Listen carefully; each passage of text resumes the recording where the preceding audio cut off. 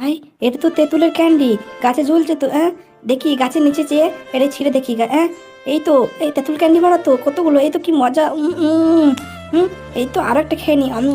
এই তো এত তাড়াতাড়ি শেষ হয়ে গেলো। যাই, আমি কাকুকে বোকা বানাই গা। তো কাকু কাকু দেখো না, তুমি কি ক্যান্ডি দিয়েছো, ফাঁকা প্যাকেট। কই দেখি দেখি, আমার তো সব দোকানে ক্যান্ডি প্যাকেটে ভরা, তাহলে কি করে জানবো? আমিও তো সব জানি না, আমাকে চেঞ্জ করে দাও, আমি জানি না।